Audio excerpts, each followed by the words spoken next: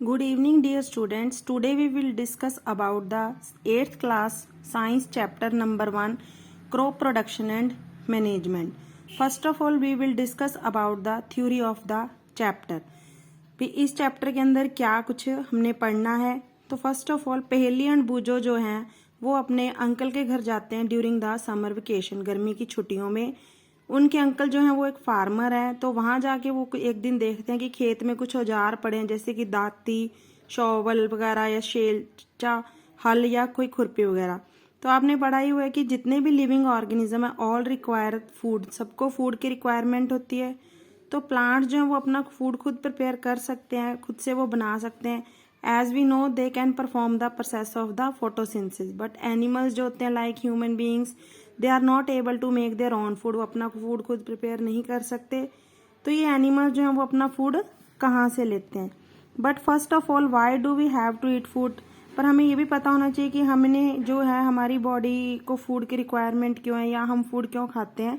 You already learn that the energy from the food, आप सबको पता ही है कि जो भी फूड से एनर्जी मिलती है उसको ऑर्गेनिजम्स यूटिलाइज करते हैं अपनी वेरियस लाइफ की एक्टिविटीज, जैसे कि बॉडी के बहुत सारे काम करने के लिए। कोई फूड की डाइजेशन है, सांस लेने के लिए एक्सक्रीशन वगैरह। तो फूड जो है वो हम प्लांट्स या एनिमल्स हम दोनों से ले सकते हैं, क्योंकि जो वेजिटेरियन है वो प्लांट प्रोडक्ट्स कंज्यूम करते हैं और जो नॉन वेज खाने वाले हैं वो प्लांट्स के साथ साथ एनिमल प्रोडक्ट्स को भी कंज्यूम करते हैं, या एनिमल्स का मीट या मांस वगैरह जो भी है वो खाते हैं।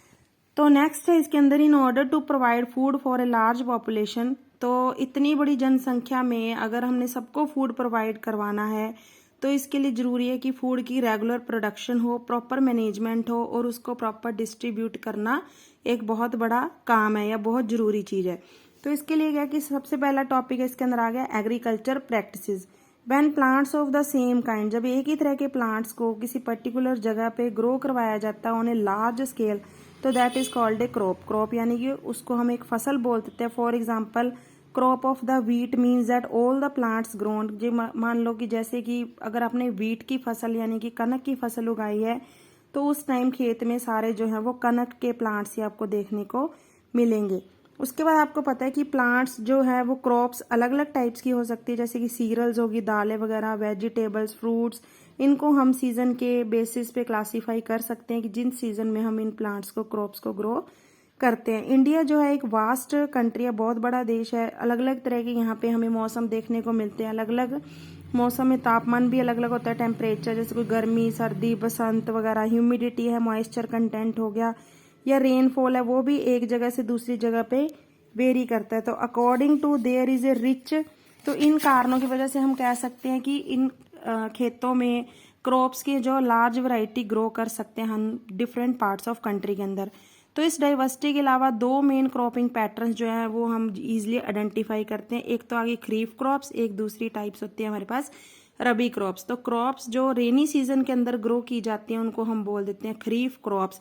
ये जो रेनी सीजन होता है इंडिया के अंदर जनरली जून टू सितंबर तक है। तो इसमें जो लगाई जाने वाली फसलें हैं वो कौन सी हैं? चावल यानी कि पैडी, मक्का, मेज, सोयाबीन, ग्राउंडनट यानी मूंगफली और cotton are the kharif crops. Next आ गया रबी क्रॉप्स। ये क्रॉप्स जो वो विंटर सीजन में ग्रो की जाती है, फॉर एग्जांपल अक्टूबर टू मार्च के महीने में। इनको हम रबी क्रॉप्स बोल देते हैं। तो इनके एग्जांपल हैं वीट, ग्राम, पी, चने हो गए, मटर हो गए, सरसों, मस्टर्ड हो गया, लाइन सीड वगैरह। तो इनके अलावा पल्सेस एंड वेजिटेबल्स जो हैं वो भी समर में बहुत अलग अलग जगहों पे ग्रो की जाती है। बेसिक प्रैक्टिसेस क्या है क्रॉप प्रोडक्शन के लिए?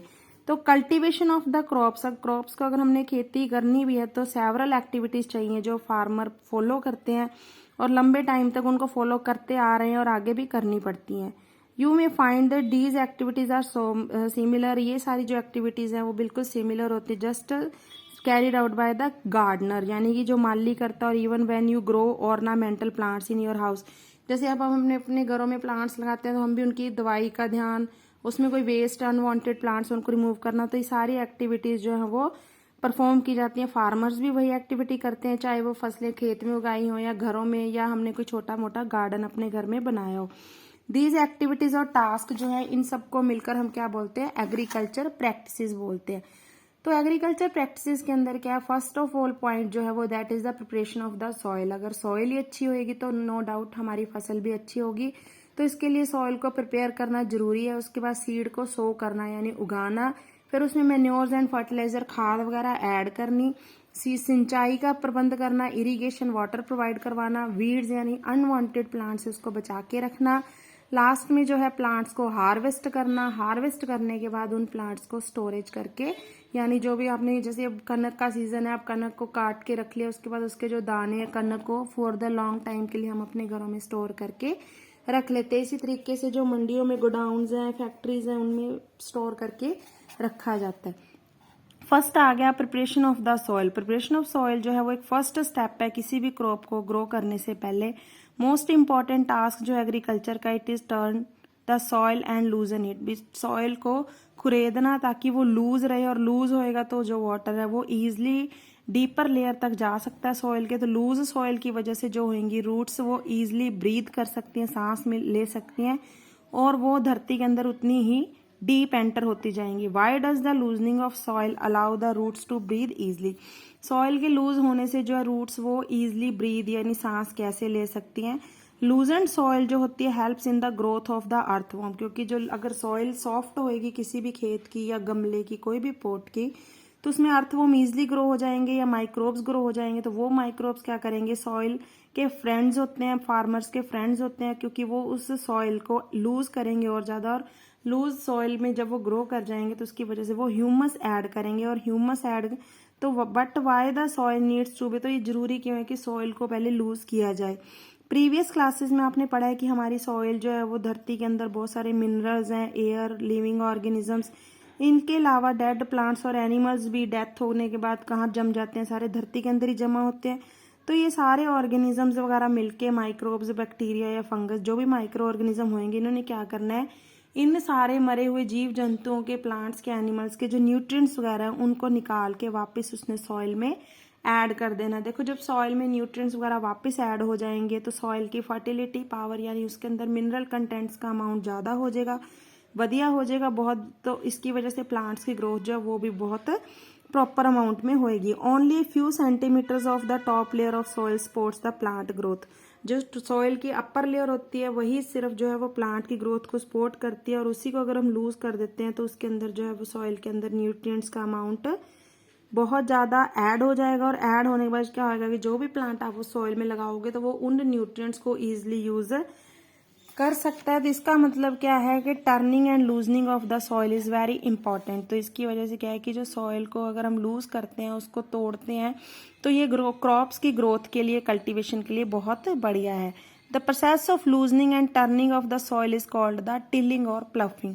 तो इस तरह से सॉइल को, जैसे आप खेत में हल चला के सबसे पहले सॉइल को हम बारीक पार्टिकल्स यानी उसको लूज करते हैं, that is called the ploughing, यानी खेत जोतना, और टिलिंग बोल सकते हैं। This is done by using ए प्लफ। कोई भी आप हल वगैरह इसमें यूज करोगे। प्लफ्स जो होते हैं, हल आपको पता है लक्कड़ का बना होता है, लोहे का। If the soil is very dry, अगर सॉइल बहुत ज्यादा ड्राई है तो उसको पहले, सबसे पहले थोड़ा वाटर डाल के मॉइस्चर देना ताकि वो प्लफ करना इजी हो जाए। प्लफ्ड फील्ड जो होता है उसके अंदर बड़े बड़े गांठे होंगे या सॉइल क्रम्स होंगे, उनको हम क्रम्स बोल देते हैं। तो ये जरूरी होता है कि इन बड़े बड़े डले जो भी हैं उनको तोड़ा जाए। लेवलिंग ऑफ द फील्ड, अगर उसके बाद खेत का लेवल बनाया जाए फील्ड का, जिसकी वजह से प्रॉपर लेयर्स में प्लांट्स की ग्रोथ हो सकती है। लेवलिंग जो है हम एक लेवलर की हेल्प से कर सकते हैं। कई बार हम इसके अंदर मैन्योर्स भी ऐड कर देते हैं बिफोर टिलिंग, क्योंकि इसकी वजह से न्यूट्रिएंट्स या मैन्योर्स वगैरह प्रॉपरली सॉइल के अंदर मिक्स हो जाएंगे और सॉइल जो है वो मॉइस्टेंड रहेगी बिफोर द सोइंग। तो स्टूडेंट्स ये था आज का हमारा first topic, that is the preparation of the soil की क्रॉप प्रोडक्शन एंड मैनेजमेंट के अंदर। नेक्स्ट टॉपिक जो है वो एग्रीकल्चर इम्प्लीमेंट्स वगैरह वो हम अपने नेक्स्ट लेक्चर में डिस्कस करेंगे। Thanks and have a nice day.